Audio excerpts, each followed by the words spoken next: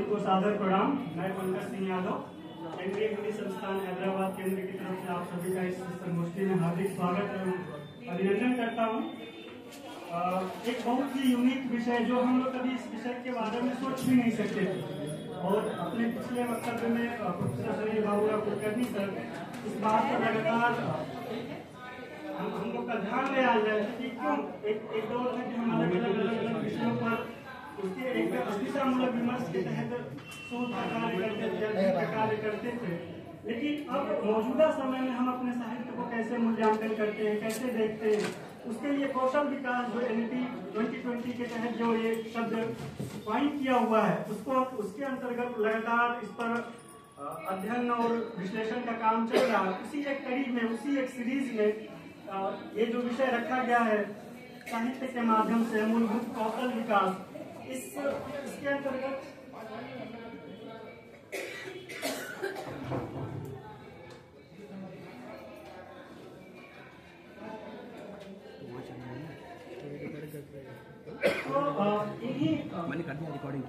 उनका भी बहुत बहुत स्वागत करती हूँ कि वे मंच पर आकर अपना स्थान ग्रहण करें। मैडम जी हमारी गुरु माता हैं और हमें इन्होंने पढ़ाया है।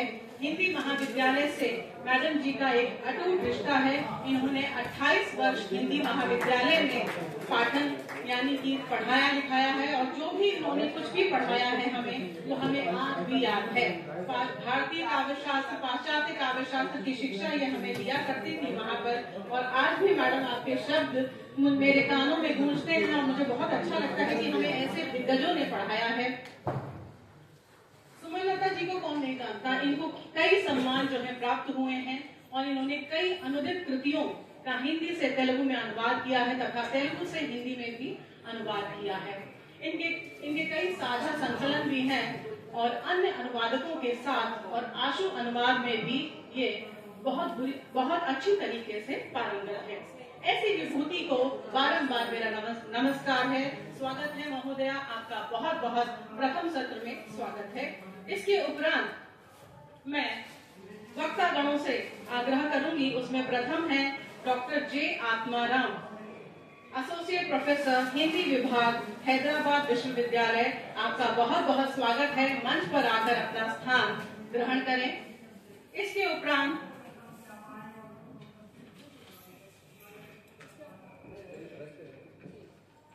डॉक्टर दत्ता शिवराम साकोली जी किसी परिचय के मोहताज नहीं, हमेशा संगोष्ठियों में दिखाई देते हैं। सर शिक्षण महर्षि ज्ञानदेव मोहेकर महाविद्यालय कलम से पधारे हैं। सर आपका भी बहुत बहुत स्वागत है।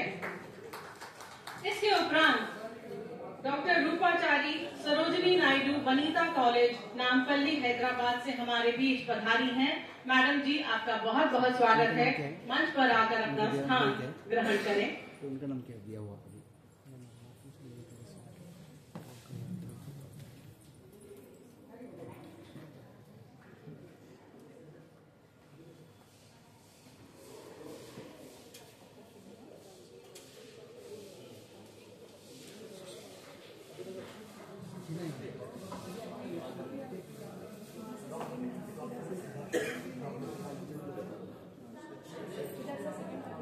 अब मैं मुख्य वक्ता डॉक्टर सुमनलता जी को बिना किसी देर किए हुए अपने बीच में आमंत्रित करना चाहूंगी कि अपनी मधुर ध्वनि, अपनी मधुर वाणी से जितना भी इनके पास ज्ञान का सागर है हम सभी के बीच में फैलाती हुई, हम सबको ज्ञानाच्छादित करती हुई हमारे लिए ज्ञान का मार्ग प्रशस्त करें। डॉक्टर सुमनलता जी आपका बहुत बहुत स्वागत है मंच पर।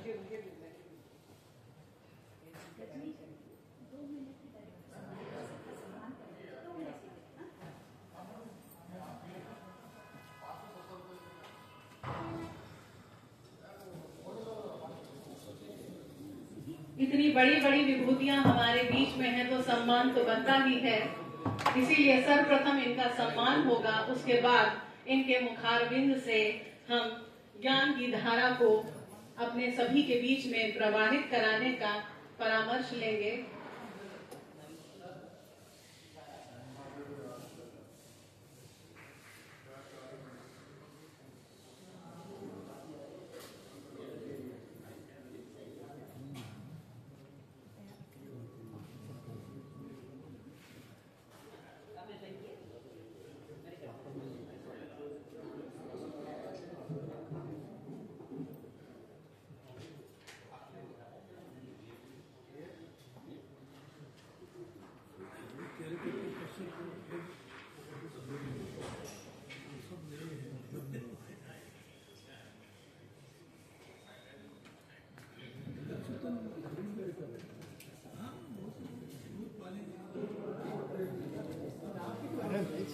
ये बाद में हम करेंगे। हाँ शुरू कर दी। ले आइए और एक ट्रे ले आइए मैडम, इसमें माला मोमेंट में और एक ट्रे ले आइए।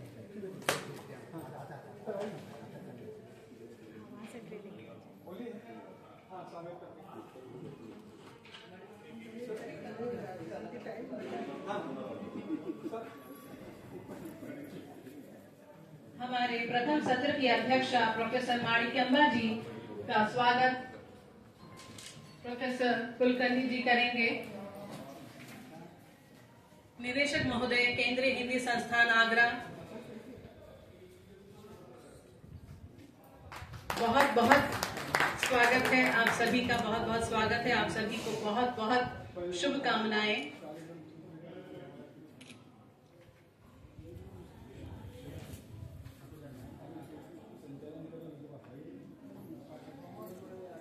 इसके उपरांत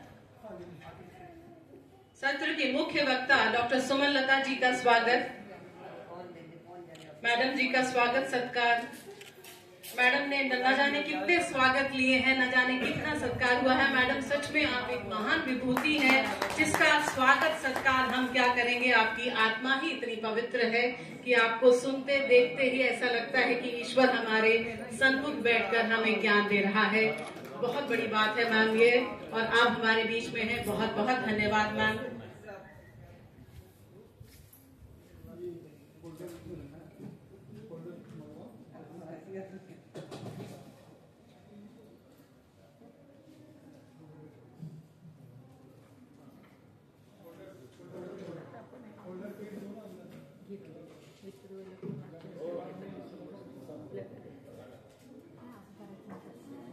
पुष्पगुच्छ, मोतियों की माला और स्मृति चिन्ह द्वारा सभी का स्वागत। सारे वक्तागण जितने भी, डॉक्टर रूपाचारी जी, डॉक्टर दत्ता साकोले जी,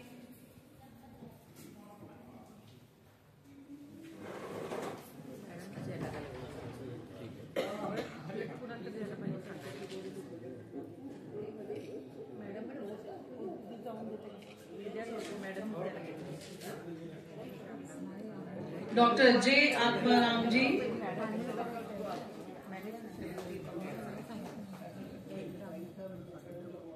बहुत बहुत अभिनंदन सर, आपका बहुत बहुत स्वागत है।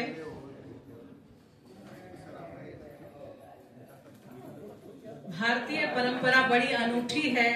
हमारे यहाँ अतिथि देवो भव की जो एक पद्धति है वो सबसे सर्वश्रेष्ठ है, और उसी श्रृंखला में हमारे सभी वक्ताओं का स्वागत यहाँ किया जा रहा है, जो कि बहुत अच्छा है और बहुत ही ज्यादा विशिष्ट है। ये देखते ही बनता है। केंद्रीय हिंदी संस्थान में अक्सर ही ऐसी प्रतियोगिताएं, ऐसे कार्यक्रमों का आयोजन किया जाता रहा है। दक्षिण में हिंदी की अलग जगाती ये संस्था सच में बहुत नाम ऊंचा कर रही है हिंदी का। भगवान ऐसा हो कि एक दिन ऐसा आए और हिंदी हमारी राष्ट्रभाषा भी बन जाए। वो दिन दूर नहीं है शायद।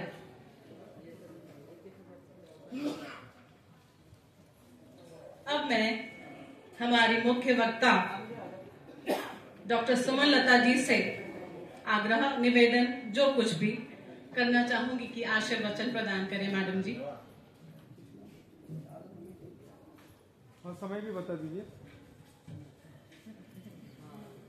मैडम खुद समझदार हैं सर। हाँ, फिर भी मैं तो आपको बेल बजानी पड़ेगी।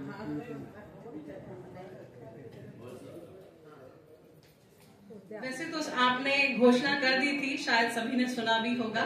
10 मिनट की अवधि दी गई है सभी को, लेकिन अगर मैडम आप 15 मिनट भी करेंगी तो शायद कोई बात नहीं होगी।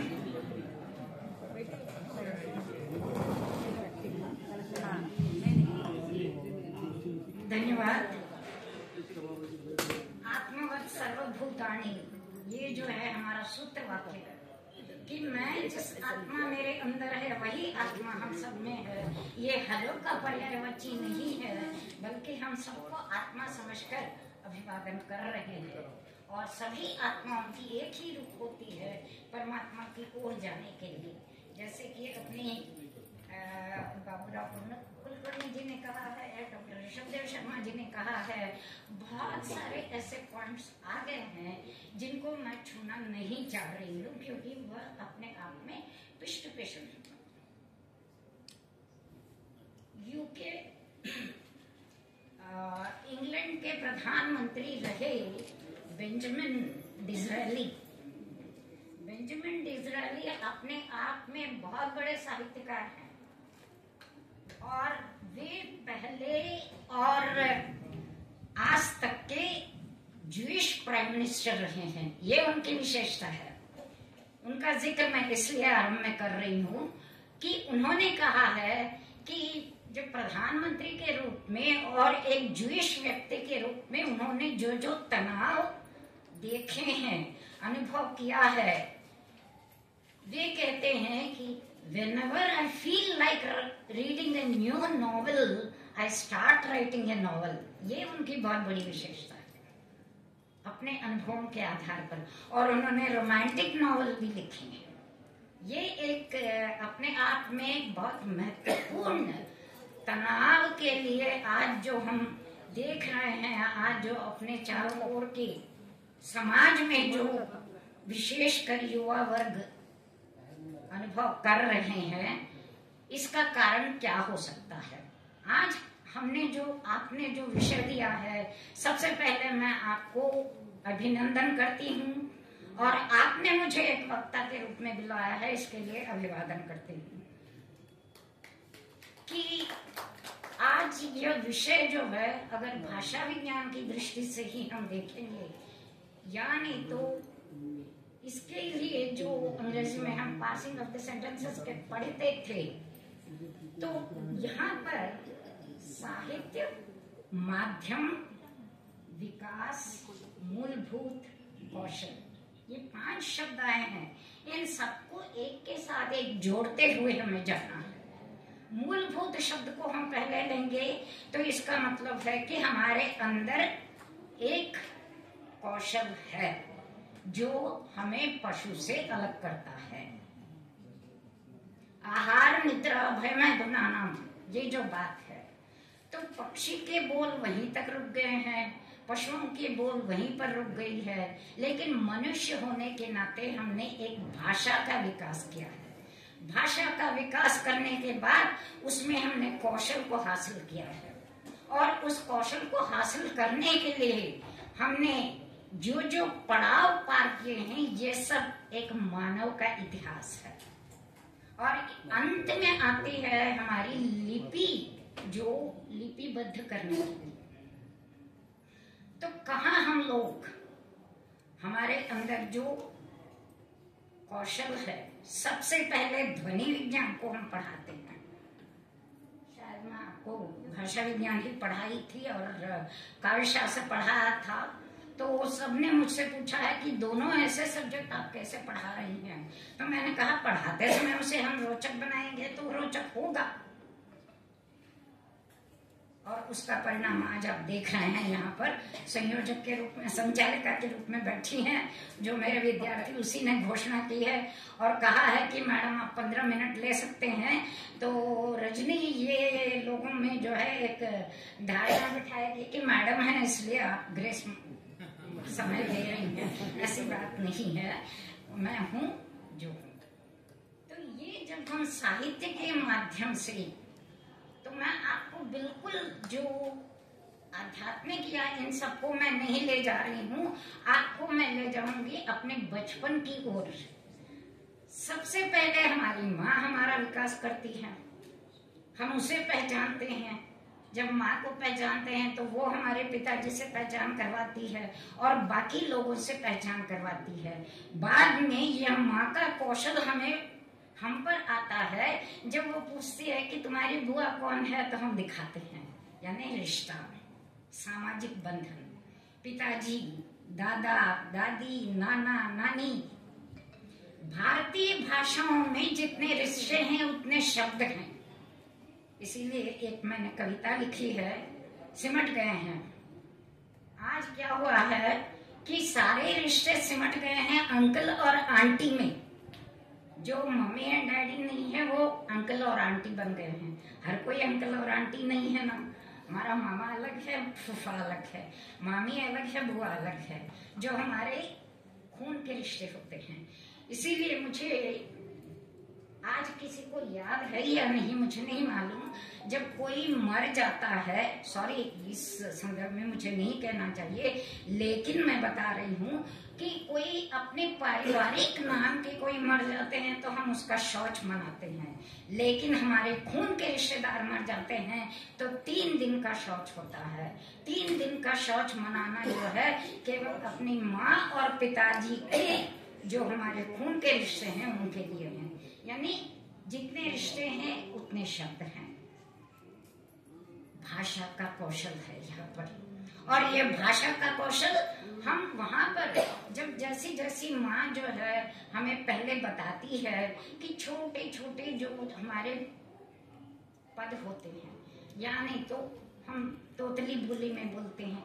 आज ही मेरे क्लासमेट जो पर दादी बन गई है, उसने अपने परपोतों के बोली को, उसने तोतली बोली को उसने फोटो भेजा है। अभी मुझे उसका आस्वादन करना है। तो ये जो जहाँ पर मैं तेलुगु के लिए हूँ, इसलिए मैं तेलुगु का ही उदाहरण आपके सामने रख रही हूँ कि सर्वप्रथम जो बताया जाता है, क्योंकि हमें ध्वनि विज्ञान के अनुसार या भाषा विज्ञान के अनुसार जो हमें शब्द अक्षर जो ध्वनियां निकलती हैं वे उनमें से त थ द ध न ये जो है पहले आते हैं। इसीलिए बच्चा जब द त द द द कहता है तो दादाजी बड़े खुश हो जाते हैं कि वो मुझे बुला रहा है ना। रिश्ता जुड़ गया है, सामाजिक रिश्ता जुड़ गया है। तो यहाँ पर इसके बाद जो छोटी छोटी कविताएं नीति शतक से हैं, यानी तो जितनों हजारों हमारे पास पड़े हुए हैं शतक, भर्तृहरि का सुभाषित है, ये बाद में आता है। तो शतक में से सबसे पहले हमें जो सिखाया जाता है वह है हरि अनिरंडक्षरम हरिंचन पातकम अंबुजनाभा हरिनी नाम महत्यम हरि हरि पगड़ंग वश में हरि श्री कृष्ण। बच्चे को हरि शब्द बोलने में दिक्कत नहीं होती, यानी तो चैत वेन्न मुद्द चंगल वूदंड बंगार मलताड़ पट धट्टी संदत आयत्तु सरिमुव गज्जल चिन्नी कृष्णा निन्नु वेड़कुंदु। बाल कृष्ण का वह रूप है। और माँ अपने बच्चे को एक करघनी पहनाते हुए, पाजेब पहनाते हुए, यानी तो उसका श्रृंगार करते हुए, उसकी जो है चोटी बनाते हुए, चाहे लड़का हो चाहे लड़की हो, उसे यह गीत पद सुनाती है और बच्चा सीख जाता है। यानी हर माँ यशोदा बन जाती है।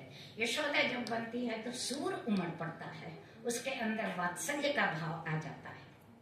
क्योंकि मेरा विषय भी अष्टछाप कवियों के साथ तेलुगु के तालपा का कवि, आज जो आप तिरुपति के वैभव को देख रहे हैं उनकी बदौलत है।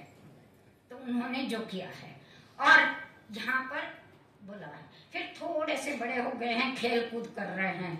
वहां आकर मैं केवल एक ही पद का उदाहरण आपको दूंगी, जहाँ पर बच्चे आपस में हाथ पकड़कर वे घेर रहे हैं। इससे शारीरिक कौशल बढ़ता है। और यह पद यहाँ पर जो गाया जाता है, माणिक्यांबा जी मैडम और मैं और जितने भी बड़े बुजुर्ग हैं तेलुगु भाषी, हम सब उससे कोरिलेट कर सकते हैं। वो है कलिंगपट्टनम कासुल पेरू नीको पेरू नाको पेरू भीमनि पट्टनम बींदल जोड़ू नीको जोड़ू नाको जोड़ू। पुरानी ये जो है इसमें सामाजिक है कि कलिंगपट्टनम जो है, आपने जब तूफान के बारे में जब सुनते हैं तो वो ऐसा इलाका है जहाँ पर तूफान बिल्कुल तीर में आ जाता है।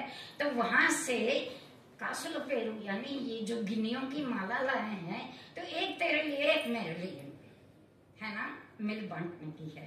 भीमनि पट्टनम आप जानते हैं, अगर आपने वो पिक्चर क्या है मुझे याद नहीं है, उसमें आपने देखा तो भीमनि पट्टनम, वहां पर बिंदल जोड़ू यानी जो घड़े लेकर आए हैं वह एक तेरे लिए एक मेरे लिए। कोई भी ये नहीं कह रहा है कि सब मेरे लिए हैं। तो बच्चों में वह सामाजिक कौशल मिल बांट के खाने के लिए, और बच्चों को दादा दादी नाना नानी उनको खिलाने के लिए कहा जाता है, और बच्चे के हाथ से उनको पहले दिलाया जाता है। जो आए हैं, जो मेहमान आए हैं, जैसे जैसे बढ़ रहे हैं उनके लिए कहते हैं कि आप पानी लेकर आओ, उनके लिए नमस्ते करो, उनके पैर छू। इन संस्कारों को जब हम जड़ से काट रहे थे, फिर से इसीलिए कौशल विकास शब्द को जो है हमें जोड़ना होगा। इस विकास को हमने जैसे बॉन्साई वृक्ष कर दिया है, क्योंकि हमने एक विदेशी चश्मे से देखा। हमारे देश के आपको मैडम को याद होगा कि एक सेमिनार हुआ था जिसमें किसी ने महाभारत में मार्क्सवाद के नाम से कहा था कि मार्क्सवाद नहीं दिख रहा है, उसमें सिर्फ बोर्जोई दिख रहा है। नहीं हो पाएगा। आपने युग के बारे में नहीं देखा है, त्रेता युग के बारे में नहीं देखा है। अगर भाषा कौशल यानी तो मैनेजमेंट कौशल, जो प्रबंधन कौशल है, अगर देखना है तो सबसे पहले किष्किंधा कांड में जब हनुमान जी आते हैं और बात करते हैं राम लक्ष्मण से कि आप कौन है ना, और आप क्यों आए हैं, आपके जो वेश जो है मतलब तापसी के जैसा है, लेकिन आपके हाथ में धनुष बाण क्यों है।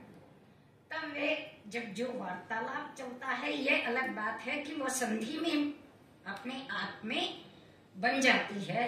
तो उसके जाने के बाद राम का बहुत बड़ा सुंदर शब्द है, लक्ष्मण से कहते हैं कि ये जो आया है साधारण नहीं है, व्याकरण शास्त्रवेत्ता है, उसे भाषा है, उसके पास व्याकरण ही नहीं 9 प्रकार के व्याकरण जानता है, नवविधि व्याकरण है उसके पास, और बात करने का जो तरीका है, कौशल है उसके पास है, और एक अपशब्द नहीं है, एक सारे के सारे सुशब्द हैं। और दूसरी चीज, जब हमारे अंदर भाषा लुप्त हो जाती है यानी सही शब्द नहीं मिलता है, तो आप भी नोटिस करते होंगे कि इसे हम अपनी शारीरिक भाषा से उसका जो है खाना पूर्ति करते हैं।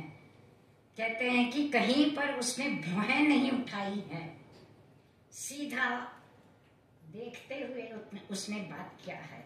ये हर चीज में आती है। तो ये रावण का है, हनुमान जी का है। तो ये कौशल जो है उसका विकास कहाँ पर होने दिया है, जो किष्किंधा कांड से दिखाई देते हैं अंत तक आपको, जो प्रबंधन कौशल आपको इसमें आपको क्या, मुझे भी सीखना है। आपने जो बात कही है ना, बिल्कुल सच है सर, कि हम कहते हैं विशेषकर रिटायरमेंट के समय पर उनको जो है, इनका रिटायर होते हुए मुझे बहुत बुरा लग रहा है, हमने देखा है, ये किया है, समय पर आते हैं, ये अच्छा पढ़ाते हैं, या नहीं तो ये सब कुछ होता है, लेकिन कोई ये नहीं कहता है कि मैंने ये सीखा है। देखना अलग है, सीखना अलग है। वह सीखना हमारे अंदर है। एक लड़की जो क्या कहते हैं इंजीनियरिंग पढ़ रही थी, उस लड़की ने प्रवचन सुनने के बाद कहा कि मेरे हिस्से का मैं करती हूँ रोज जाकर, या नहीं तो जब समय मिलता है वह एक जनरल अस्पताल में बैठ जाती है, और वहाँ गांव के लोग आते हैं जिनको पढ़ना लिखना नहीं आता है, ओपी टिकट लिखाना नहीं आता है, अपना कुछ नहीं मालूम है, तो उन सबके लिए वो काम करती है। मैं बहुत बड़ा काम नहीं करती हूँ, लेकिन उनके लिए वह प्राणाधार बनता है। ये जो है आपने कहा है ना, जो प्रवचन में हम सुनते हैं, प्रवचन सुनने के बाद उसने कहा है कि ये मेरे ऊपर, मैंने ये अंदाज लगाया है कि मुझे कुछ करना है, क्या कर सकती हूँ, मैं तो एक छात्रा हूँ, मैं ये कर सकती हूँ क्योंकि मैं लिखी पढ़ी हूँ। ये बात हुई है। फिर इसके बाद ये छोटे छोटे पदों के बाद हम पढ़ते हैं भास्कर शतकम, जिसमें वो कहा गया है, चदुवदी अंत कलगिन रसज्ञत इंचुक चालकुन ना चदु निरर्थकंबु गुण संयुत लवकुरु मच्छर चटन। ये जो बात कही है कि बहुत पढ़ाई होने के बाद, जो बात हुई थी अभी पिछले सेशन में, सारी डिग्रियां होने के बाद अगर हमारे अंदर वह रसज्ञता नहीं है, वह रसीलापन यानी अलग शब्द नहीं है, हमारे अंदर सरस होने की भावना है। दूसरों के प्रति अगर हम नहीं संवेदना नहीं दिखा रहे हैं तो वहां पर क्या कह रहे हैं, उदाहरण क्या दिया है, छोटा सा उदाहरण है कि बिल्कुल वह नमक के समान है। बहुत बड़ा पाक होगा, लिखना ये जो है बनाना होगा, लेकिन उसमें अगर थोड़ा सा ये जो उसके अंदर स्वाद लाने के लिए क्या चाहिए, चुटकी भर नमक चाहिए। ज्यादा नहीं पड़ना है, ज्यादा नहीं कम नहीं पड़ना है। ये जो आते हैं, फिर इसके बाद सुभाषित आते हैं, फिर इसके बाद पंचतंत्र की कहानियां आती हैं, मित्र लाभ है, मित्र भेद है, ये सारी चीजें आ जाती हैं। फिर इसके बाद धीरे धीरे व्याकरण में भी पहला वाक्य रावण मंच बालुडू, राम एक अच्छा लड़का है, यही पढ़ाते हैं ना हम। साधारण वाक्य के लिए उसको हम कॉम्प्लेक्स नहीं बना रहे हैं। तो ये जो नमक का है, बाद में जब मैं नवी पढ़ रही थी उस समय शेक्सपियर को पढ़ते समय किंग लियर की कहानी के साथ मैंने जोड़ा है। मेरे कौशल का मैंने विकास किया है, मैं दावे के साथ कह सकती हूँ। क्योंकि वहां पर जब राजा पूछता है अपनी बेटियों से कि तुम्हें कौन मुझे कितना पसंद करती हो, तो पहले की दोनों बेटियां कहती हैं कि जिस संसार में जितने मधुर पदार्थ हैं उन सब के साथ, लेकिन तीसरी कहती है कि मैं चुटकी भर नमक के समान आपको पसंद करती हूँ। तो राजा समझता नहीं है और उसे भेज देता है, और बाद में जाकर ये दोनों जो हैं उनके राज्य को हड़पने के लिए, शेक्सपियर की किंग लियर आप पढ़िए, तो वहां जाने के बाद वह लड़की देखती है कि मेरे पिता आए हैं, उनको बिना नमक के सारी चीजें उससे परोसा है तो स्वाद नहीं है। तब जाकर उनको समझ में आता है ये चुटकी भर नमक है, ज्यादा नहीं कम नहीं। तो वैसे हमारे अंदर भी जितने कौशल है, ऐसे कौशल होने चाहिए कि जिसको हम विकसित करने के लिए निरंतर हम उसमें प्रयत्नशील रहें। वीणा बजाते समय या नहीं तो संगीत के माध्यम में गुरु कहता है, अगर एक दिन तुमने संगीत का अभ्यास नहीं किया है, मराठी में भी कहते हैं कि अभ्यास करा, बहुत बहुत अभ्यास करा, जितना अभ्यास करते हो, एक दिन अभ्यास नहीं करते हैं तो तुम अपनी जो है गलतियां खुद जान सकते हो। 2 दिन नहीं करोगे, 3 दिन नहीं करोगे तो वहां पे बैठे हुए जो श्रोता है ना, वे तुम्हें पकड़ेंगे कि तुम्हारा यहाँ पर अपशब्द गया है। संगीत और साहित्य का माध्यम लिया है, चाहे लोकगीत हो चाहे संगीत हो, जहाँ पर जितने भी त्यागराजू के साथ साथ पट्टनम सुब्रमण्यम या नहीं तो आलवारों की जितनी भी हैं, पहले के 3 आलवार जो रहे हैं, उन्होंने हमें सिखाया है कि कितने में हम रह सकते हैं, कितने में हम जी सकते हैं, कितने में हम, तो उन सब के लिए मैं समापन की ओर आ रही हूँ। मैंने कुछ नहीं लिखा है यहाँ पर और ये जो प्रबंधन के संदर्भ में एक उदाहरण मैं जरूर देना चाहती हूँ कि जहाँ पर टेनिस में आप देखते हैं कि जहाँ विंबलडन सबसे महत्वपूर्ण है, वहां पर बॉल पिकर के रूप में रही जो 2 महिलाओं के नाम आप जानते हैं, जिनका नाम है एक जो क्या कहेंगे सकोवा और दूसरी जो है मेलिकोवा, दोनों बॉल पिकर्स रही हैं। यानी जब वैलेंटिना तेरेस्कोवा वगैरह खेल रही थी, यानी तो मार्टिना नावरातिलोवा वगैरह खेल रही थी, तब वे बॉल पिकर्स वहां पे बॉल लेना उनका काम था। लेकिन उन्होंने उनकी हुनर को देखी है कि अगले इसमें वे चैंपियंस बनी हैं। कैसे हुआ है? केवल देखकर। ये जो है खेल कूद में, यहाँ बैठकर हम टीवी में उनके बारे में नहीं कह सकते कि उसको छक्का मारना था या नहीं तो वहां पे बाउंड्री पे नहीं जाना था, ये सारी चीजें। और समय को ध्यान में रखते हुए बहुत सारी चीजें हैं। इन सबको अगर विश्वनाथ सत्यनारायण को वे पड़गलुज सहस्रफन का अनुवाद हुआ है या नहीं तो मैं लाई हूँ विष्णु शर्मा की अंग्रेजी पढ़ाई, ये भी विश्वनाथ सत्यनारायण की है। उन्होंने जो किस प्रकार से, और ये जो है श्रीपाद सत्यनारायण की छोटी कहानियां हैं, इसमें उन्होंने जितना मैनेजमेंट दिया है उतना मैनेजमेंट और कहीं नहीं है। इनके साथ मैं समापन की ओर जा रही हूँ कि यही कहना है कि जो हमारे पास बहुत पहले कहा गया है कि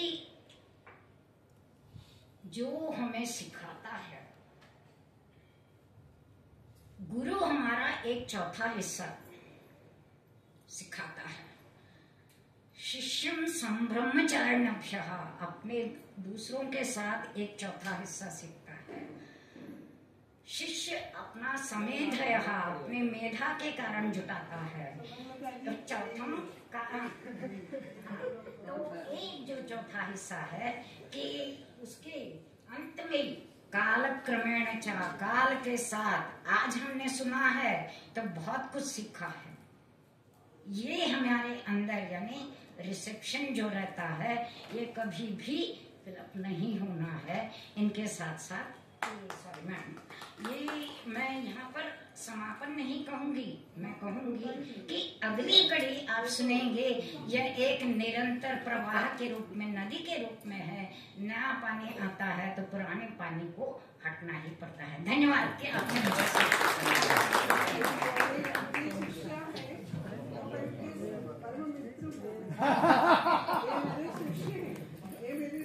माफ कीजिए मैडम जी, मैं किसी के बीच में कोई पार्शियलिटी करती नहीं और भेद भी नहीं करती। मैं उनकी शिष्या हूँ।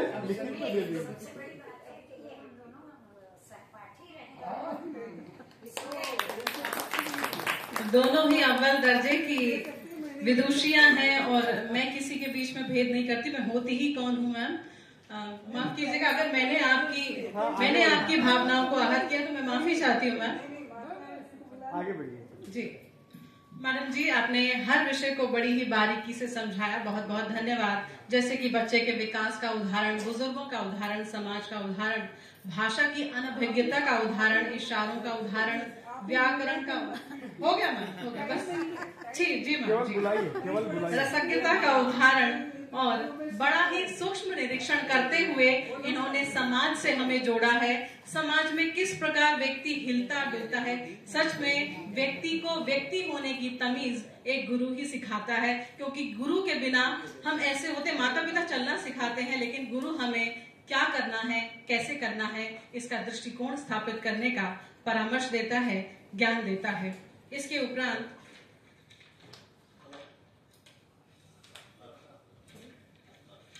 डॉक्टर जे आत्माराम जी से आग्रह करती हूँ कि वे अपना वक्तव्य प्रस्तुत करें।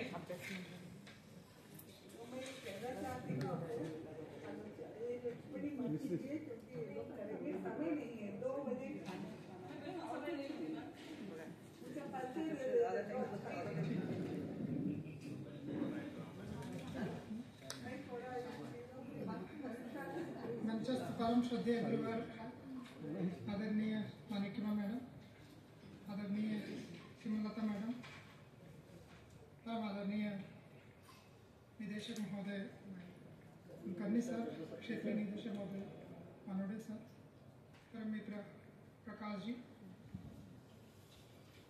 सभागार में उपस्थित सभी विद्वज्जन, समय की कमी के कारण सबका नाम नहीं ले रहा हूँ, क्षमा करें। टॉपिक पर आते हैं। विषय जो चयन किया गया बहुत ही रोचक, चैलेंजिंग और बहुत ही प्रासंगिक है। विषय है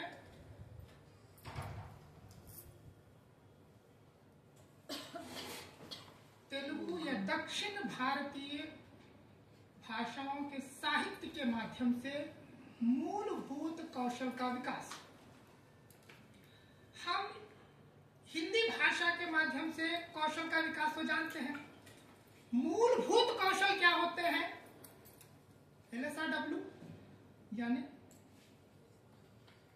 सुनना, बोलना, पढ़ना, लिखना, ये मूलभूत बेसिक कौशल है। इनका विकास करना है दक्षिण भारतीय भाषाओं के माध्यम से। और जो मेरा संदर्भ है तेलुगु भाषा के माध्यम से इन मूलभूत कौशल का विकास करना है। किनका करना है? टारगेट आपका स्टूडेंट कौन है? वो स्टूडेंट है आपके क्षेत्र का वह तेलुगु भाषी विद्यार्थी जो हिंदी पढ़ने आया है उसको उसकी मातृभाषा, उसकी अपनी बोली के माध्यम से मूलभूत कौशल LSRW यानी सुनना, बोलना, पढ़ना, लिखना सिखाना है। ये बेसिक मुद्दा है। इस संदर्भ में रूसी मनोवैज्ञानिक का एक उदाहरण मैं आपको सुनाना चाहता हूं। वो कहते हैं कि हम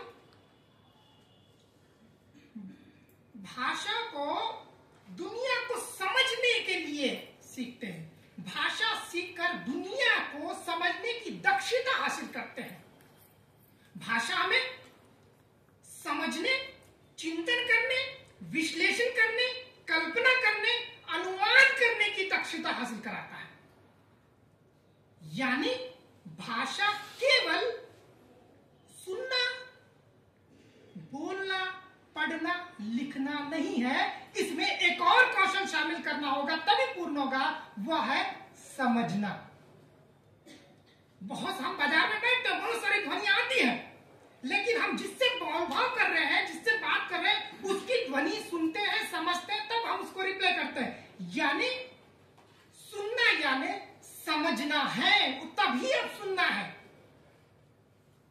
कई लोग सुनते हैं लेकिन समझते वही है जो आपकी भाषा उन तक कम्युनिकेट हो पा रही है।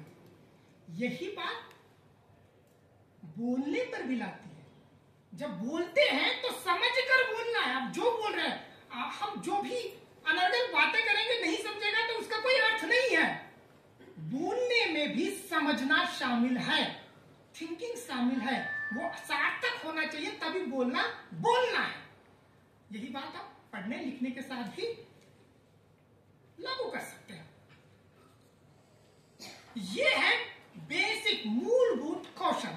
अब इनके माइक्रो कौशल भी हो सकते हैं, सूक्ष्म कौशल भी हो सकते हैं। यानी बोलना है, बोलने के भी अलग अलग संदर्भ में अलग अलग प्रयुक्तिगत कौशल विकास हो सकते हैं। बोलना है, उसका आप मान लीजिए कोई एक संवाददाता बनना चाहता है, उसके बोलने के कौशल में अलग है। एक न्यूज रीडर है, उसके बोलने का कौशल अलग है। कोई प्रेजेंटेशन करना चाहता है, उसके बोलने का कौशल अलग है। तो इनके सूक्ष्म कौशल भी अपने अपने अलग है। अब इनको समझने के लिए कुछ निश्चित पैटर्न्स में इनमें कौशलता या कुशलता की बात की जाती है।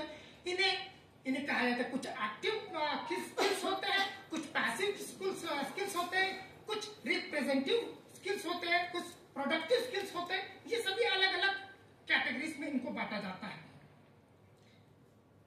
अब इनमें ये अलग अलग स्किल्स हैं जो कि बोलने के लिए सक्षम।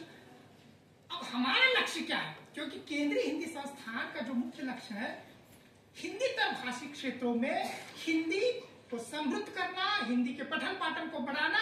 इसका अर्थ क्या है? हिंदीतर प्रांतों के विद्यार्थियों को हिंदी में पूरी दक्षता उनको दिलाना, उनके दक्ष बनाना, सक्षम बनाना। और ये कब होगा? जब आप उनको उनके मूलभूत कौशलों का विकास करेंगे।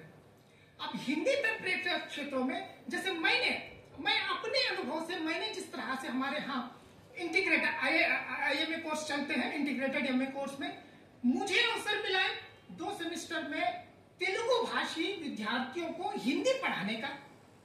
तो मैंने क्या अनुभव किया, मेरे एक्सपीरियंस क्या रहे? उन्हें हिंदी पढ़नी है L2 L3 के रूप में, लैंग्वेज सेकेंड लैंग्वेज के रूप में, थर्ड लैंग्वेज के रूप में पढ़ रहे हैं। तो उनके क्या दिक्कतें हो सकती है, उसमें हमें क्या करना चाहिए, ये बहुत इंपॉर्टेंट है। तो वहां हमें किस तरह की नीति अपनानी चाहिए? यहाँ हमें वो मूलभूत कौशल, पठन कौशल, लेखन कौशल, श्रवण कौशल, वाचन कौशल, इनका विकास करना है। तो हमें क्या नीति अपनानी चाहिए, किस प्रकार का पैटर्न अपनाना चाहिए? क्योंकि हमारा लक्ष्य है जो हिंदी जो पढ़ रहा है वो बिल्कुल भारतीय भाषा से परिचित नहीं, ऐसी बात नहीं है। भारतीय संवेदना से परिचित है, भारतीय शब्दावली से परिचित है, भारतीय मानसिकता से परिचित है, भारतीय हवा से वो परिचित है। तो वो उसे एक विदेशी की तरह आप नहीं पढ़ा सकते और उसको जो यूपी बिहार या फिर इलाहाबाद के उस पाठ्यक्रम को लाकर उसको सीधे नहीं बता सकते। आपको खड़ा है वहीं से उसको आगे ले जाने की कोशिश करनी चाहिए। तो यहाँ पर हमें उनके भाषिक कौशल को इस तुलनात्मक रास्ते से उनको समझाना होगा। जैसे पठन कौशल जब पढ़ाते हैं, पठन कौशल का विकास उनका करना है, यानी उनके पढ़ने का कौशल का विकास करना है। तो जब आप हिंदी का कोई कबीर का दोहा पढ़ाते हैं तो उसके साथ साथ कबीर के समकक्ष तुलनात्मक तेलुगु में कौन सा कवि है उसके साथ रख उसको समझा सकते हैं, आपको पढ़ाना होगा। यानी जैसे मैंने आपको कबीर की बात की है, कबीर जब माता पिता के संदर्भ में कोई दोहा कहते हैं तो उन्हें तेलुगु का कोई ऐसा पद्य, ऐसा एक दोहा, ऐसा कोई ऐसी कोई कविता की पंक्ति उनको सुनानी होगी ताकि वो रिलेट कर सके। तो तुरंत वो उस संदर्भ को समझ सकता है, उस भाव को समझ सकता है। तल्ली తండ్రి యందు దయలేని పుత్రుండు పుట్టనేమి వాడు గిట్టనేమి పుట్టలోన చదులు పుట్టవా గిట్టవా విశ్వధావిరామ వినవరి। ये विनुरे में सिग्नेचर लाइन है। यानी अब इस लाइन को जो अब तल्ली तंड्री ये तो सब जानते हैं, अब उनके प्रति जो गौरव भाव नहीं रखता है उस पुत्र का होना या ना होना बराबर है। अब इस तरह के नीति सूचक जब कोई तो जो तेलुगु के पद्य को हिंदी के पद्य के साथ जोड़कर आपको समझाएंगे, उनको पढ़ाएंगे, वो तुरंत रिलेट करेंगे और उन्हें याद करना के लिए वो परिश्रम नहीं करते हैं, क्योंकि उनके पास एग्जिस्टिंग एक नॉलेज है, एक लैंग्वेज है, एक सिस्टम है, उसके आधार पर वो पठन कौशल विकसित करते हैं।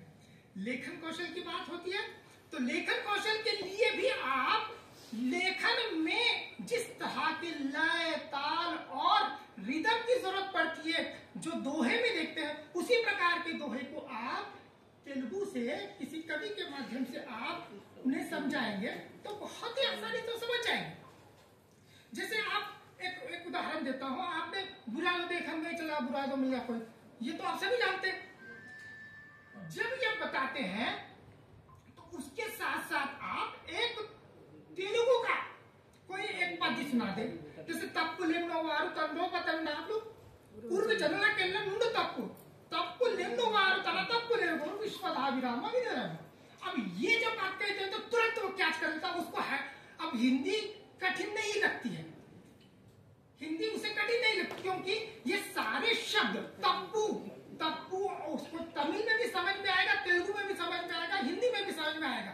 तो इस तरह के जो कोरिलेटेड जो शब्द होते हैं उसके माध्यम से उसके बेसिक कौशल को विकसित करेंगे तो बहुत ही आसानी से उसको बोझ नहीं लगेगा।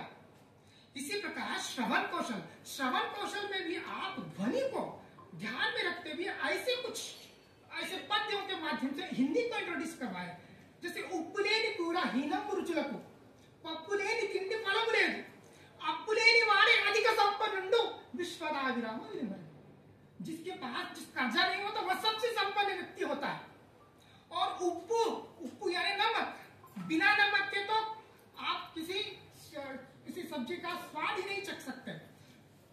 पप्पू लेनी तिंडी, कोई जिसमें दाल नहीं है तो आप बलवान कैसे हो सकते हैं। तो इस तरह से जो रिलेट करते हुए कोई दोहे पद्य को हिंदी में आप कहें तो बहुत ही आसानी से कोई भी कौशल सिखाई जा सकती है।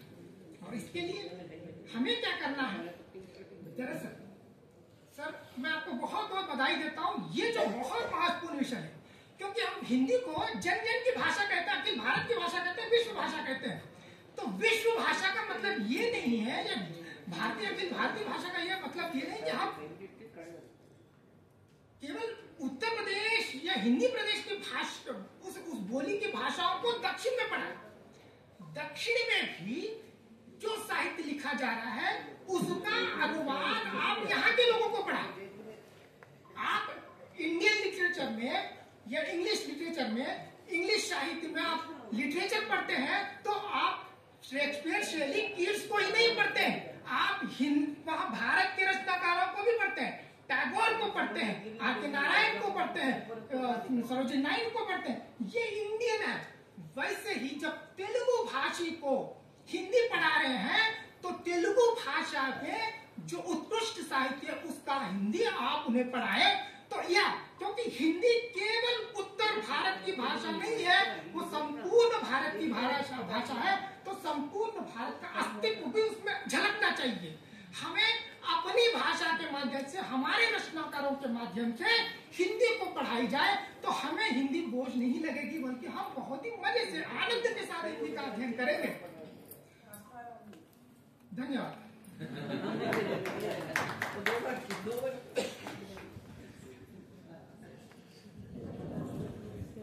सर, मैंने समय समाप्ति बताई तो आपने ध्यान ही नहीं दिया।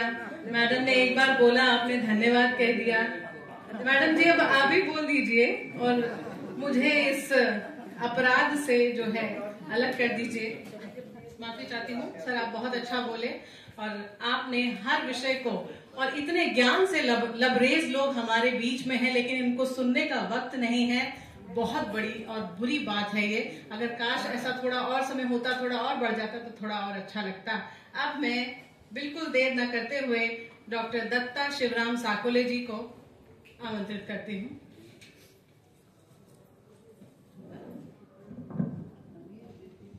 ना मैं नेता, ना मैं अभिनेता, ना मैं नेता, ना मैं अभिनेता, ना मैं वक्ता, ना मैं आपको भाषण देता, क्योंकि यहाँ पर है कुलकर्णी जी की सत्ता।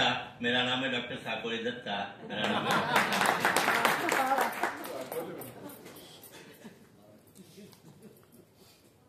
मंच पर आसीन आदरणीय अध्यक्ष महोदया,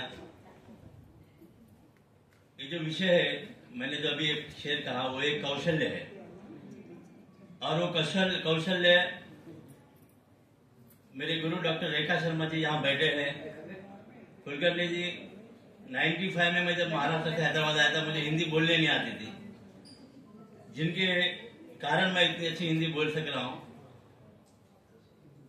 साहित्य के बारे में सुमलता मैडम जी ने कहा, कौशल्य जो होते हैं, आप जो सुन रहे हो, श्रवण कौशल्य एक बढ़िया कौशल्य है।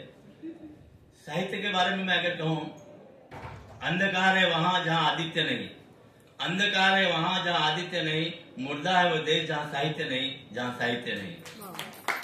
साहित्य के बिना जीवन अधूरा है। मैं आज आपके सामने जो खड़ा हूं, साहित्य को पढ़ने के बाद ही मेरे अंदर जो आत्मविश्वास है, कौशल्य आया।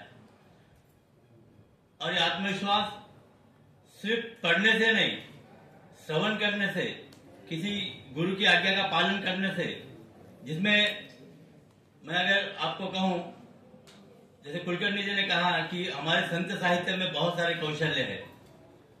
कबीरदास की जो वाणी के बारे में कहा, कबीर के जो प्रेम के बारे में कहा, जाति न पूछो साधु की पूछ लीजिए ज्ञान, मूल करो तलवार का पढ़े रहने दो म्यान। इसमें जो संवाद कौशल्य है, उसको आप देख सकते हैं। इतना ही नहीं, हमने जब वेमन्ना और कबीर की तुलना की तेलुगु के साहित्य में, तो उनके साहित्य में और इनके साहित्य में समय एक ही है। तेलुगु साहित्य का आदिकाल हमारा वीरगाथा काल, तेलुगु साहित्य का रायलू काल हमारा भक्ति काल, तो ये दोनों में भी स्वर्ण युग कहे जाते हैं। इसका कारण यह है, भक्ति काल में जो संत साहित्यकार हुए, तुलसीदास, कबीरदास, मोहम्मद मुल्क जायसी और साथ में सूरदास, इन्होंने इतनी अच्छी बातें लिखी है उसमें। हम लोग अगर बिहारी को कहे या बिहारी के बारे में देखें, उनके बारे में कहा जाता है कि सतसैया के दोहरे नावक के तीर, देखने में छोटे लगे पर घाव करे गंभीर। इतनी छोटी सी मतलब इतने घाव ऐसे करते हैं कि सामने वाले के दिल को छू जाते हैं। कोई भी साहित्य जब हमें या साहित्यकार हमारे दिल को छू जाता है तो वो महान बन जाता है, और यही एक कौशल्य है उनका। जैसे बिहारी का एक दोहा है, जिन्होंने राजा जयसिंह अपने नववधु के साथ प्यार में पागल होकर राजकाज छोड़कर दरबार में बैठे थे, तो उन्होंने 4 पंक्तियां लिखी। 4 पंक्तियों से उनके जीवन में कैसा परिवर्तन आया देखिए। नहीं पराग नहीं मधुर मधुर नहीं विकास हुई यह काल, अली कली ही सौबंदो आगे कौन आवाज। ये 4 पंक्तियों ने, जो लोग प्यार में पागल हो जाते हैं, पूरे हिंदी साहित्य के इतिहास में, रीतिकाल में, ये 4 पंक्तियों की वजह से बिहारी इतने फेमस हो गए, इतने प्रसिद्ध हो गए। तो कहने का मतलब है, जो भाषण कौशल्य या लेखन कौशल्य, आपकी बात जब आप कहते हैं तो हम सामने वाले के मन पे अमीट छाप छोड़ना चाहिए। अगर उसके लिए हमें, जैसे किसी कवि ने लिखा है कि जो भरा नहीं भावों से जिसमें बहती रसधार नहीं, जो भरा नहीं भाव से, जिसमें बहती रसदार नहीं, वह हृदय नहीं पत्थर है, जिसमें स्वदेश का प्यार नहीं, जिसमें स्वदेश का प्यार नहीं। हम देखते हैं उन पंक्तियों में इतनी ताकत है कि सामने वाले के मन को झकझोर देती है।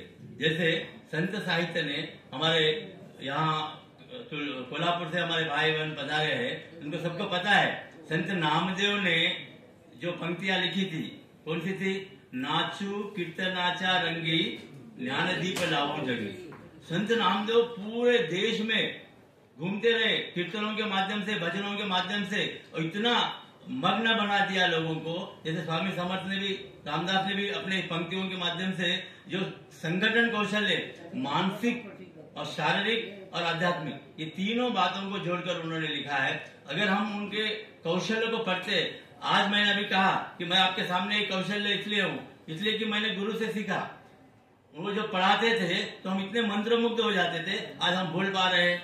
दूसरी बात यह है कि रीतिकाल की तरह मैं जब महाराष्ट्र में जब भी कहीं भाषण देता हूँ मैडम, तो एक पंक्ति मुझे बहुत अच्छी लगती है छत्रपति शिवाजी महाराज के बारे में। जब भी हम कुछ कहते हैं तो मैंने लिखा है कि सुबह लिखता हूँ, शाम लिखता हूँ, सुबह लिखता हूँ, शाम लिखता हूँ, मंजिल लिखता हूँ, मुकाम लिखता हूँ, वो कलम भी दीवानी हो जाती है जब मैं छत्रपति शिवाजी महाराज का नाम लिखता हूँ, जब मैं छत्रपति शिवाजी महाराज का नाम लिखता हूँ। अब देखिए पंक्तियों में इतनी ताकत है कि सामने वाला ताली बजाता ही है। बजाएंगे इसलिए बजाएंगे क्योंकि ये कौशल्य है, क्योंकि मूलभूत कौशल्य में से जब आप कभी किसी के सामने बात करते हैं तो सामने वाले के दिल पे अमिट छाप छूटनी चाहिए। अब अमिट छाप छूटने के लिए अंत में बस मैं इतना कहना चाहता हूँ, सिर्फ हंगामा खड़ा करना मेरा मकसद नहीं है। दुष्यंत कुमार की पंक्ति है, सिर्फ हंगामा खड़ा करना मेरा मकसद नहीं है। मेरी कोशिश है कि ये सूरत बदलनी चाहिए, ये आग मेरे सीने में न सही, तेरे सीने में कहीं ना कहीं लगनी चाहिए, कहीं ना कहीं सही। बहुत बहुत धन्यवाद। सर आपने सच कहा, आपके अध्यापक ने आपको बहुत जोर से डंडा मारा था, इसीलिए आप यहाँ पर एक मंझे हुए कलाकार की तरह बात कर रहे थे। बहुत अच्छा लगा सर सुनकर आपको। सभी लोग आपसे जो है एकदम अभिभूत हो गए, आपको सुनकर तालियां बजा रहे थे। और एक व्यक्ति जितना अच्छा श्रोता होता है, आपने जो कहा, उतना ही अच्छा वक्ता होता है। बहुत सही बात है। आप शांति से सुन रहे हैं, जब यहाँ आते हैं तो आत्मा में न जाने क्या हो जाता है, और जब मंच मिलता है तो यहाँ से जाने का मन नहीं करता। सच में इसकी महिमा निराली है। ये जो स्टेज है इसको बार बार नमस्कार करती हूँ। इसके बाद मैं डॉक्टर रूपाचारी जी को बुलाना चाहूंगी कि वे अपना वक्तव्य दें।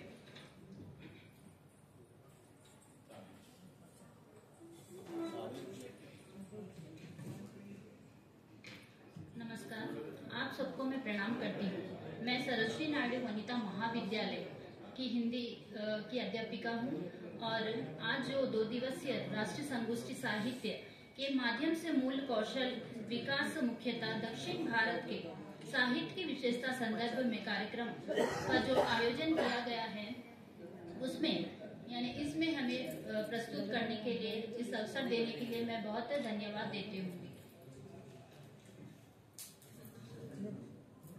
तेलुगु साहित्य के मूलभूत कौशल। भारतीय संस्कृति एक है और प्रांतीय विशेषताओं के रूप में इस कारण ही भिन्नता एक विभिन्नता दृष्टिगोचर होती है। इस विभिन्नता में एकता का दर्शन भारतीय संस्कृति की विशेषता है, और भावात्मक जो एकता का प्रश्न साहित्य आदान प्रदान के द्वारा दिया जाता है, हल किया जाता है, वैसा अन्य साधनों द्वारा संभव नहीं है। आज साहित्य आदान प्रदान का कार्य अत्यंत महत्वपूर्ण हो गया है। आज सभा ने दक्षिण भाषाओं के उत्कर्ष साहित्य का जो परिचय हिंदी भाषा भाषियों को कराने की योजना बनाई है, इसके लिए मैं बहुत धन्यवाद देती हूँ। और स्वतंत्रता प्राप्ति के उपरांत दक्षिण का जो कहानी साहित्य अधिक से अधिक प्रौढ़ होते जा रहा है, तथा इतनी ही मात्रा में इनके चरित्र चित्रण में भी विभिन्नता आई है, और मुख्यतः जो गीतों में लंबी कहानियों, कविताओं का और छोटे उपन्यास तथा कहानियों ने बड़े उपन्यास का स्थान ले लिया है। और गद्य की जो विभिन्न शाखाओं में लघुकथा का भी अपना एक महत्वपूर्ण स्थान है। यद्यपि लघुकथा पश्चिमी साहित्य की देन है, फिर भी वह भारतीय वातावरण में खूब पनपी है। जब समस्त भारतीय भाषाओं में बड़ी तेजी के साथ इसका विकास हो रहा है। बंगाल में यह गल्प तथा नाम से जाना जाता है, और हिंदी में इसे कहानी कहा जाता है, और तेलुगु में कथा नाम से। तो तेलुगु भाषा में जो कहानी रचना का आरंभ 19वीं शताब्दी में हुआ था और अभी तक ये चलते आ रहा है। और तेलुगु कहानी के प्रथम लेखक गुरजाड़ा अप्पाराव है, जो अप्पाराव जी के पूर्व भी कुछ कहानियां लिखी गई है उसमें से, किंतु वे छोटी कहानी की परिभाषा के, यानी इसके पहले भी कुछ कहानियां लिखी है इसकी, किंतु यह छोटी कहानी की परिभाषा के उपरंत नहीं है। अतः हम कह सकते हैं कि तेलुगु में लघु कथा का प्रारंभ सामाजिक कहानियों से जुड़ा है। इसके उपरंत कथा वस्तु और वर्ण्य विषय में काफी परिवर्तन हुआ है। विभिन्न विषयों पर कहानियां लिखी जाने लगी। मुख्यतः इसमें पौराणिक, भावात्मक, ऐतिहासिक तथा चरित्र प्रधान कहानियां उल्लेखनीय है। इसमें श्री वेल्लूरी शिव राम शास्त्री पौराणिक कथा तथा सामाजिक कहानियां लिखने में सिद्धहस्त हुए हैं। कीर्ति क्षमा पर्व इनकी उत्तमता कहानी मानी जाती है। श्री चिंता दीक्षित लुक की कहानियों में शिल्प की प्रधानता है और बच्चों ने मनोवैज्ञानिक का जो अध्ययन किया है। आपकी कहानियों में शिष्ट हास्य चमत्कार है और तेलुगु कहानियों में लचीलापन लाने का श्रेय आपको ही प्राप्त होता है। और जिसमें तेलुगु कहानी साहित्य में नए अध्ययन का श्री गणेश करने वाला एक और आंदोलन चल पड़ा, जिसमें तेलुगु कहानी में थोड़े समय के लिए अमूल्य क्रांति उत्पन्न की और उसे ऐसा अलौकिक किया कि पाठकों के हृदय को तो तहलका मचा गया और साथ ही उसने लेखकों पर भी अपनी थाक जमा दी। स्त्री को पुरुष की भांति समस्त क्षेत्रों में समान अधिकार प्राप्त हो, स्त्री पुरुष की दासी ना हो और बल्कि उसकी साथिनी बने। सुख दुख में उसका पति उसके मित्र हो। जीवन का सुख और आनंद स्वस्थ समाज में ही संभव होता है और नारी जो पुरुष की भांति इतनी स्वतंत्र अवश्य हो कि वह अपना पति को किसी समाज दबाव के बिना चुन सके। इत्यादि भावनाओं को प्रधानता तेलुगु साहित्य में प्रधानता देने वाले लेखक थे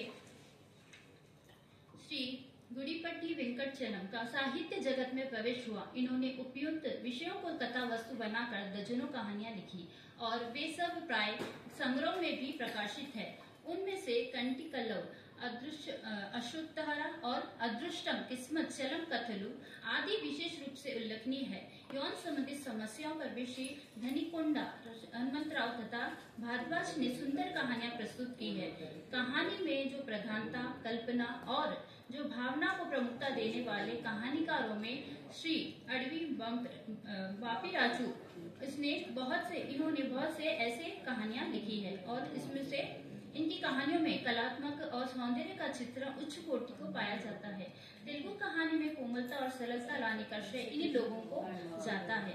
प्रगतिशील कहानियों में जो रचना और युवा पीढ़ी के अनेक लेख बहुत विश्वास के साथ आगे बढ़ रहे हैं। आज नित्य प्रति पत्र पत्रिकाओं में जो प्रतिबंध दर्जनों सुंदर कहानियां छप रही है। तेलुगु में इतनी संख्या में उत्तम कहानीकार है कि इनकी नामवाली करना संभव नहीं है। अतः इन सब की परिक्रमा लेखनी द्वारा तेलुगु कहानी उत्तमता को मिलती है और यहाँ पर सुंदरता से पूर्ण हो अशित जो विकास प्राप्त कर रही है। अतः अंत में विश्वास कर सकते हैं कि तेलुगु कहानी का भविष्य बहुत उज्जवल है। आगे भी ऐसा ही जो कौशल के बारे में, तेलुगु कौशल के बारे में बताएंगे। हम इसको और आगे बढ़ाते रहेंगे।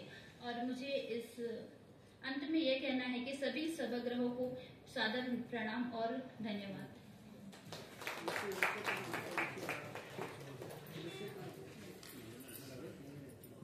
धन्यवाद मैम। हिंदी भाषी होकर भी हिंदी भाषा पर इतना अधिकार करने का प्रयत्न किया और सभी को यहाँ पर सभी का सामना करने का प्रयत्न किया, क्योंकि ये बहुत बड़ी बात है और आपने बहुत अच्छा प्रयास किया। अच्छे से बोली आप। थोड़ा सा और प्रयास कीजिए, इससे और अच्छा हो सकता है और निरंतर करती रहिएगा तो और अच्छा हो जाएगा। इसके बाद में हमारी अध्यक्षा जिन्होंने मुझे थोड़ा सा डांटा था बीच में, उनको मैं बुलाना चाहूंगी सादर। आपका बहुत बहुत अभिनंदन है प्रोफेसर माणिक्यांबा जी, अपने अध्यक्षीय वक्तव्य के लिए आए और आपके लिए कोई समय सीमा नहीं है। आपकी अपनी इच्छा है, आप जितना कहना चाहें आप बिल्कुल अपनी स्वेच्छा से बोलिए।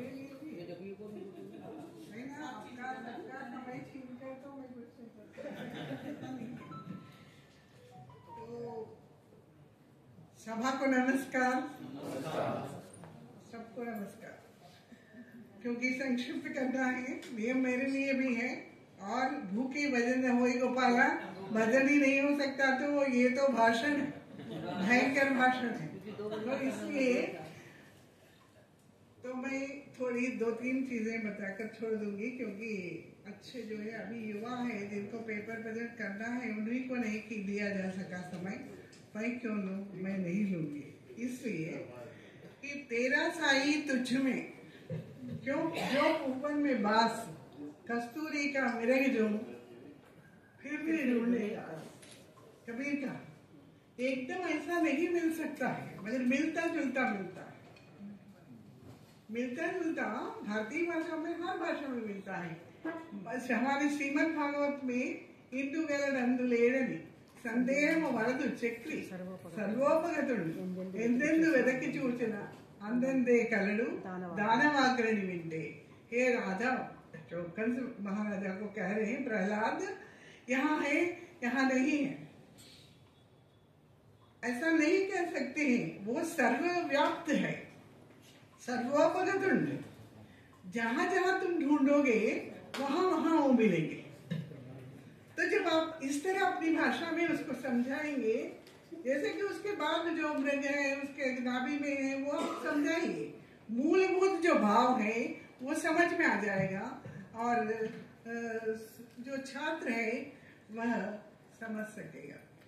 और एक दूसरा ये कि जैसे हम फूल की बात करते हैं, फूल का जो नया संदर्भ है, फूल की कामना, जैसे बहुत सारे लोगों ने फूल के बारे में नई संवेदना के साथ लिखा है। जब आप वो समझाते हैं तो तेलुगु में देवलपल्ली जंध्याल पापे शास्त्री करुणेश्वर ने एक बहुत सुंदर कविता लिखी है, वो भी छायावादी के समकालीन है। నేనొక పూల ముక్కక్కడ నిలిచి చివాలున కొమ్మ వంచి గోరానెడి రంతలోన విరులన్నీయు నోళ్లు విప్పి హా ప్రాణములు తీతువా అంటూ అనుచు బావురమన్నవి కూంగిపోతుంది। मैं जब खड़ा था गया था बगीचे में, एक फूल तोड़ने गया था, तो अचानक जो सारे फूल ये कहने लगे कि हमें जो है तोड़ लोगे तुम ले जाओगे। ये कहते हुए बहुत ही दुखी हो गई। और आगे उन्होंने कहा, मैंने फूल भी कहते हैं क्या, तेलुगु में भी है, हिंदी में भी है, छायावादी काव्य में, బుద్ధదేవుని భూమిలో పుట్టినావు సహజమగు ప్రేమ నీలోన చచ్చినోయి మైల పడిపోయినోయి నీ మనుజ జన్మ। ये कहते हैं तुम बुद्ध की भूमि में तुमने जन्म लिया है, सहज में जो प्रेम होता है, करुणा होती है, वो उसमें समाप्त हो गया है। तो तुम्हारा जीवन जो मनुष्य के रूप में जो जीवन मिला है तुमको, वह जो है मैल माने उसमें बहुत मैला हो जाना, मैला वाला नहीं है, एकदम वो अर्थ भी ले सकते हैं।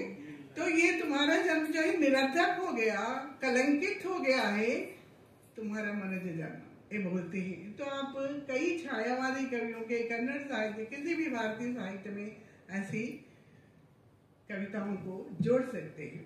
और जब हम कौशल विकास की बात करते हैं, हम जो है कारकों की बात करते हैं, कारक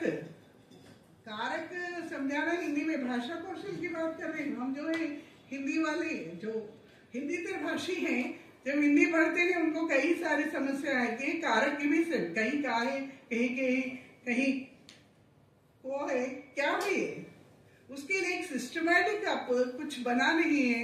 आप में कोई टीचर्स बहुत बैठे हैं, इसलिए मैं ये उदाहरण दे रही हूँ कि हिंदी के कारक प्रत्ययों को जो समझाना है, उनके लिए कुछ ऐसा बनाइए कि जो छात्रों को समझ में आए। हिंदी में है, संस्कृत में है वैसा। रामो राजमणि सदा विजेते, राम प्रथम विभक्ति है। रामम रमेशम भजे, रामम द्वितीय विभक्ति, अरे कर्म कारक। रामेण भीता निशाचरितम, रामेण तृतीय। रामात् नास्ति परतरम, रामस्य दासोऽस्म्यहम्, षष्ठी हो गया है। रामे चित्तलयः, राम में हमारा चित्त लय हो रहा है। तो कितना सुंदर है, कितना आसानी से विभक्ति को समझा सकता है।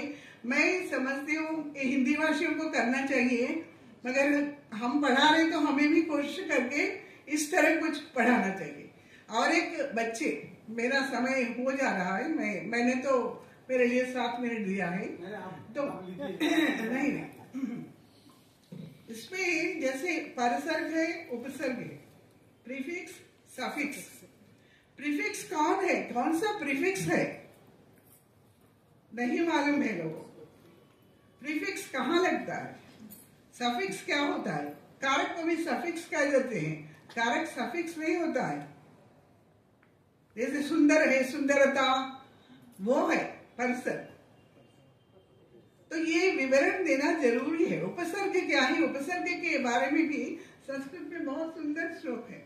उपसर्गेन धात्वर्थो बलाद् अन्यत्र नीयते, प्रहार आहार संहार विहार परिहारवत्। उपसर्ग से धातु का अर्थ कहीं ले जाते हैं, बहुत दूर चला जाता है। उपसर्ग से धातु मानी मूल, रूट वर्ब जो होता है उसका अर्थ बदल जाता है। बलात् अन्यत्र नीयते, बहुत दूर भी लेके जाता है वो। प्रहार, आहार, संहार, विहार, परिहार। तो ये प्रा, परा, अनु, अवा, निस, निर, दुस, दुर, ये जो प्रत्यय है कितने को मालूम है पता नहीं है, जानकारी लीजिए, बच्चों को इस तरह समझाइए। भाषा कौशल सिखाना भी बहुत जरूरी है। जब आप हिंदी कक्षा पढ़ाते हैं तो उसमें बेसिक छोटे छोटे वाक्य तो उसको बोलना आना चाहिए। बहुत बड़े बड़े निबंध की बात दूर की बात है द्वितीय भाषा के। इसके लिए छोटे छोटे वाक्यों में कैसा हो सकता है, उसकी कला आपको सीखनी है, उसकी निपुणता, उसका कौशल पहले अध्यापकों को सीखना चाहिए। साहित्य के माध्यम से भी बहुत सारे उदाहरण है मेरे पास, तो संस्कृत, हिंदी, तेलुगु सब कुछ है, मगर ये बोलने का समय नहीं है। आप बहुत भूखे हैं, आपने फिर भी इतने ध्यान से मुझे सुना है, बहुत बहुत धन्यवाद।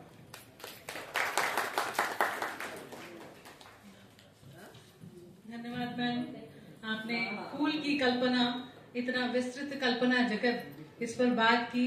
आप लोगों के पास कितना ज्ञान है और आपको सुनकर ऐसा लगता है कि हमें कुछ भी नहीं आता है। काश मैं आप सबसे कुछ सीख सकती और अपने अंदर ज्ञान का एक सागर भर सकती, इतना अवसर ही नहीं मिला। भाषा की बात हो रही है, 4 लाइन बोलकर खत्म कर दूंगी। हर भाषा का अपना रंग, अपना साज होता है। हर भाषा का अपना रंग, अपना साज होता है। जब दिल से न कहा जाए तो कहाँ एहसास होता है, जब दिल से कहा न जाए तो कहाँ एहसास होता है। जिसे छुपा न पाए कोई जुबान, ये वो बात है। जिसे छुपा न पाए कोई जुबान, ये वो बात है। भाषा एक अटूट विश्वास है जिसका दिलों में वास होता है। भाषा एक अटूट विश्वास है जिसका दिलों में वास होता है। इन्हीं शब्दों के साथ आप सभी ने इतने संयम से सुना। अब सर जी कोई घोषणा करने के लिए यहाँ पर आना चाहते हैं शायद। जैसा कि सबको पता है अब भोजन का विराम है, इसके उपरांत तृतीय सत्र यहाँ पर आयोजित किया जाएगा। निरंतर साधना चाहिए, कोई नहीं सिखाता, आपको खुद साधना करनी पड़ेगी।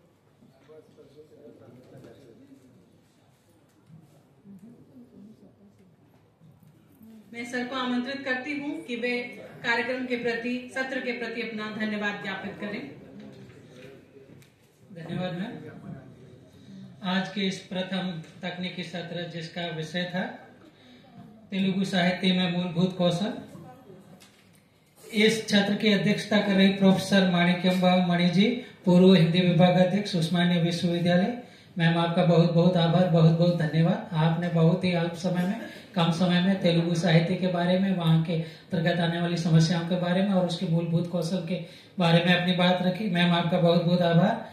आज के मुख्य वक्ता डॉक्टर सुमनलता, पूर्व हिंदी अध्यापक, हिंदी महाविद्यालय विद्यानगर। मैम आपका भी बहुत बहुत आभार, बहुत बहुत धन्यवाद। साथ तो मैं धन्यवाद ज्ञापित करूंगा डॉक्टर जे आत्माराम जी, डॉक्टर दत्ता शिवराम साकुले जी और साथ ही रूपाचारी जी और इस सत्र के कुशल संचालनकर्ता डॉक्टर रजनी धारी जी। आप सभी का बहुत बहुत आभार, धन्यवाद।